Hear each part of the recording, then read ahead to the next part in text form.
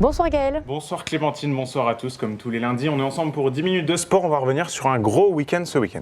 Et ce soir, on va parler de course à pied, de MMA, de tennis. On débute tout de suite avec une grosse page foot, puisque ce week-end se déroulait la dernière journée de régional, avec des destins très différents pour les équipes. Oui, en régional 1, la bonne nouvelle d'abord est venue de Marnaval. Les Hauts-Marnais ont assuré leur maintien en allant gagner un match renversant à Fagnières. Mené 1-0 à la mi-temps, les joueurs d'Antoine Briard ont réalisé une deuxième période et une fin de match folle. On revoit tout ça grâce aux images de la Ligue Grand Est.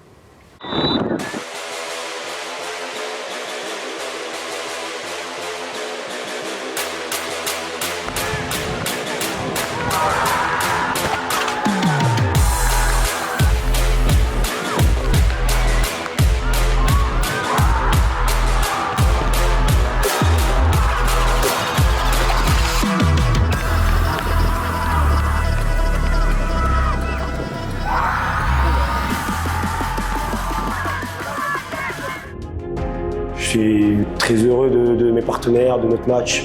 On a pu montrer les valeurs du club qui sont très importantes à nos yeux. C'est comme ça que nous, on joue chaque match avec nos valeurs, notre cœur, notre envie, notre abnégation. Aujourd'hui, ça a marché et c'est que du bonheur, que du bonheur. Pouvoir faire le cri de guerre avec eux à la fin, les entendre nous encourager sur chaque action, c'est magnifique.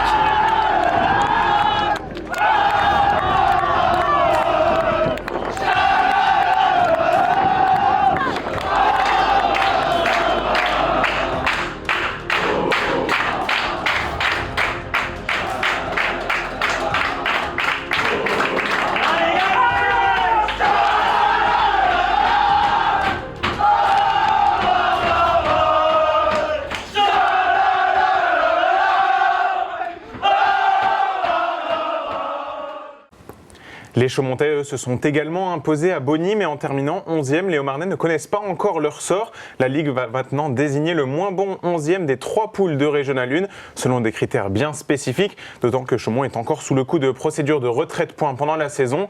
La décision finale devrait être connue d'ici quelques jours. En tout cas, la fin de saison a été difficile pour nos 3 équipes haut-marnaises, notamment pour Éclaron, qui est sûr de descendre. Oui, une situation sportive compliquée dans l'élite régionale qui peut inquiéter au niveau départemental. Le directeur du district de la Haute-Marne, lui, veut rester optimiste, on l'écoute.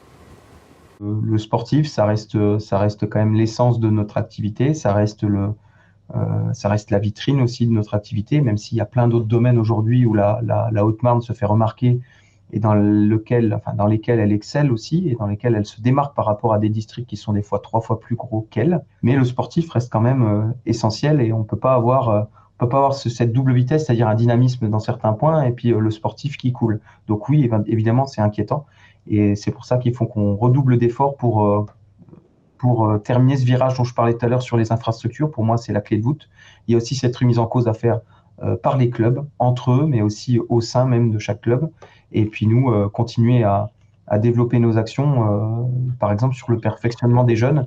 On sait que là, depuis 3 ans au district, on a multiplié par 5 toutes les actions de détection et d'accompagnement des meilleurs talents au Marnais. On prépare d'ores et déjà l'avenir, on verra le résultat dans 10 ans. En attendant, il faut qu'on arrive à tenir. Et je pense que l'exemple de Marnaval et de Chaumont hier, même si ils se sont mis dans des situations difficiles, mais leur victoire hier, après avoir été menés à l'extérieur dans ces conditions-là, emmène vraiment un vrai message d'espoir et montre que le football marnais peut vraiment avoir de la ressource. Donc on espère vraiment que le Chaumont FC va aussi réussir à être maintenu. Ça sera un message très fort, une difficulté qu'on aura surmontée ensemble. Et on sait que c'est en surmontant les difficultés qu'on arrive à progresser. Et côté handball, c'est la fin de saison aussi pour nos équipes et une déception pour Chevillon. Oui, promu cette saison en pré-national, les Chevillonnais vont très certainement redescendre en excellence. Défait ce week-end à Eunheim, les joueurs de Jean-Christophe Renard terminent à la 9e place de leur poule, sûrement insuffisant pour rester à cet échelon. Dans le même temps, les Barisiennes de National 3, vous le voyez, ont signé une dernière victoire et validé une honorable 5e place au classement. Chaumontaise et Langroise finissent respectivement 8e et 10e de pré-national. On continue dans les clôtures de championnat avec le tennis cette fois-ci. Les joueuses de Saint-Dizier qui valident, leur montée en National 2. C'était la bonne nouvelle ce week-end en Terre-Bragarde. Les joueuses de Nicolas Vial ont fait match nul face à Sucy-en-Brie.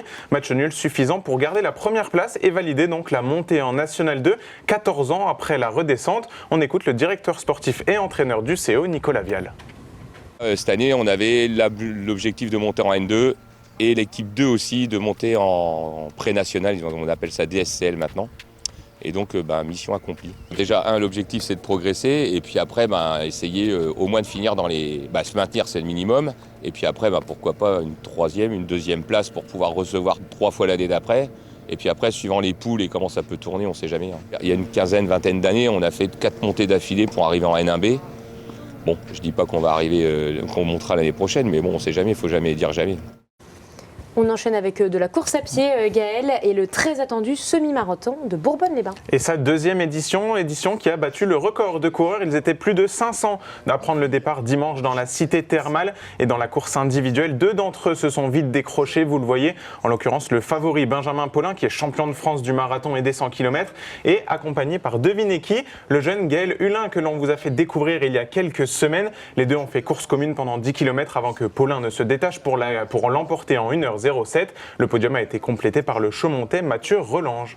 Course à pied toujours, mais cette fois-ci sur piste. Le Meusien Félix Bourg avec l'or en équipe de France. Oui, lui, il a terminé 3e de la course, mais effectivement, avec ses copains de l'équipe de France, Félix Bourg a remporté la Coupe d'Europe du 10 000 mètres qui se déroulait à Passé en Bretagne.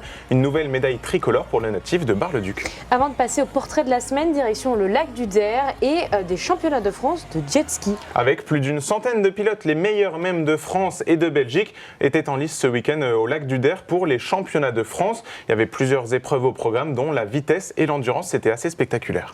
Tout autre chose, désormais, son truc à elle, ce sont les sports de combat. Je le disais en titre, judo, lutte, MMA. Alissa Atemna est une combattante multicasquette. Et à seulement 17 ans, elle vient d'être sélectionnée pour la première fois en équipe de France de grappling, un sport qui se rapproche de la lutte. Alors je suis allé la rencontrer à Saint-Dizier lors d'un entraînement où elle était la seule fille sur le tapis. Regardez. Sur le tapis du Fight Camp ce soir, 14 garçons et une seule fille. Qu'importe, elle a l'habitude, Alissa peut combattre d'égal à égal avec eux. Ils y vont à fond, comme si j'étais un homme, quoi. C'est le but. C'est bien, moi j'aimerais pas qu'ils me prennent avec douceur. J'aime bien quand ils se mettent à 200%. Si je perds, c'est comme ça. Il y a des gens plus forts que nous. Et si je gagne, tant mieux. Pas question de faire de la figuration, ils ont beau être plus grands et plus forts, Alissa ne se laisse pas faire. Elle est très forte sur les appuis, puis on s'attend pas directement à ça, puis elle est très rapide aussi, puis c'est une bonne combattante. Du coup, pas de cadeau, puis on se donne à fond tout le temps. Du haut de ses 17 ans, la Bragarde pratique plusieurs sports de combat, judo depuis ses 7 ans, MMA, grappling, lutte, tout lui plaît quand il s'agit d'un affrontement. J'aime bien le côté bagarre, mais tout en même temps respectueux. J'ai besoin un peu de relâcher toutes les émotions que j'ai réussi à garder toute la journée. Et justement, je les expose sur le tatami. Donc du coup, c'est pour ça que je me donne à fond pour tout extérioriser, être dans ma bulle tranquillement. Tentative de soumission, par exemple. C'est un animal, elle met beaucoup de pression, beaucoup de pression. Elle est dure au mal. Elle fait vraiment que mettre la pression, attaquer. Elle a un jeu vraiment dur. Elle est capable de le faire sur 5 minutes, 6 minutes de combat. Elle est capable de vraiment emmener son adversaire en eau trouble. Vraiment, elle l'emmène dans les profondeurs. Pendant 6 minutes, elle va faire que ça. Celle qui est actuellement en terminale vient d'être sélectionnée pour la première fois en équipe de France de grappling, un sport de combat qui se rapproche de la lutte. C'est incroyable, j'arrive pas encore à réaliser que je suis partie aussi loin en si peu de temps, pas trop, parce que ça fait quand même un moment que je pratique, mais c'est incroyable, j'arrive pas à en revenir. Je pense que je me rendrai compte vraiment quand j'y serai là-bas et je suis super fière de ça. J'espère un jour pouvoir aller aux Jeux Olympiques en lutte, mais il faut travailler. Elle sait ce qu'elle veut, elle sait où elle va, elle sait ce qu'elle veut faire. Dans sa tête, c'est épuré, elle est bien entourée. Franchement, il y a juste à aller droit devant pour Alissa.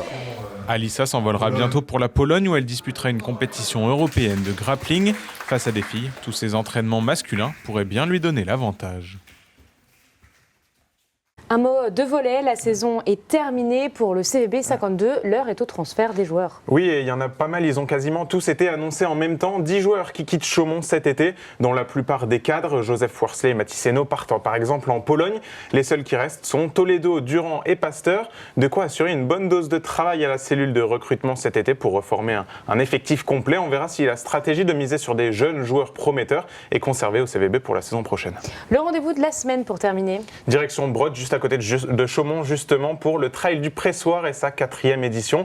Départ à la salle des fêtes jeudi matin férié. Merci Gaël pour toutes ces informations et puis on te retrouve lundi. Bonne semaine à tous et à lundi.